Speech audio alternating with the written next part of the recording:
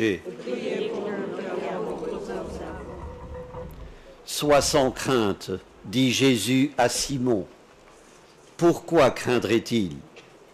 Parce qu'il est placé soudain en présence de la toute-puissance de Dieu, la pêche miraculeuse, dont saint Luc retrace le récit dans l'évangile de ce jour. Il est saisi d'effroi, on le serait à moins. Peu auparavant, Jésus lui avait donné un ordre insolite. Avance au large et jetez vos filets.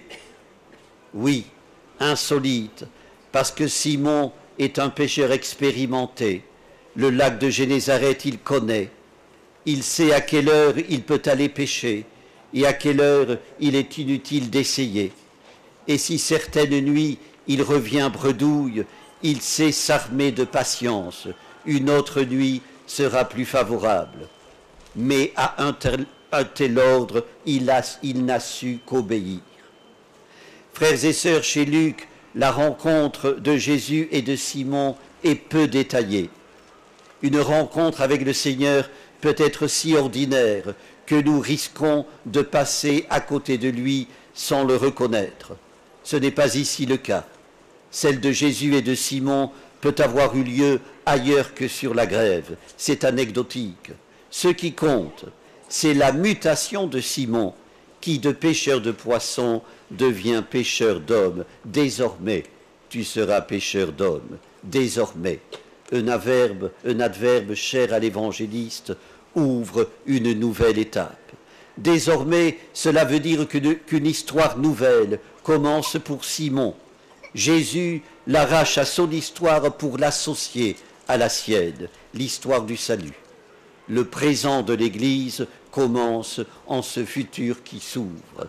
Quelle investiture! Avec ses deux compagnons de travail, Jacques et Jean, Simon ne va pas seulement changer de métier, il va changer de vie. Frères et sœurs, la pêche miraculeuse a provoqué un tel effroi que Simon-Pierre s'exclame « Éloigne-toi de moi, Seigneur, car je suis un homme pécheur. » Pierre se reconnaît pécheur. Le lieu privilégié pour la rencontre avec Jésus, disait un jour le pape François, ce sont nos propres péchés. S'il y a des églises décadentes, des paroisses décadentes, ajoutait-il, c'est parce que les fidèles de ces églises et de ces paroisses n'ont jamais rencontré Jésus-Christ. Il faut se reconnaître pécheur pour que la rencontre avec Jésus bouleverse et change notre vie.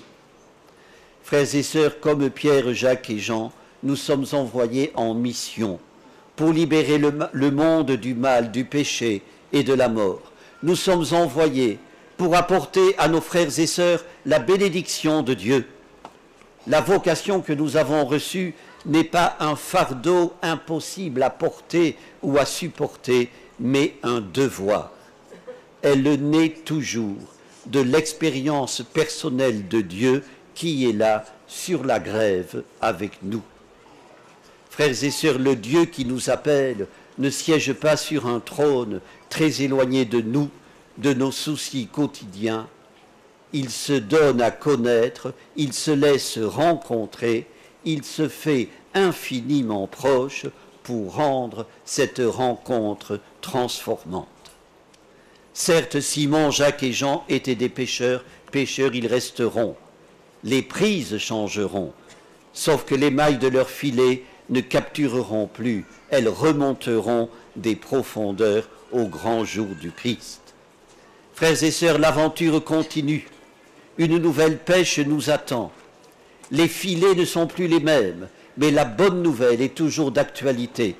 Il y a toujours des solidarités à faire naître, la paix à construire, des jeunes et des moins jeunes à tirer des griffes qui les emprisonnent.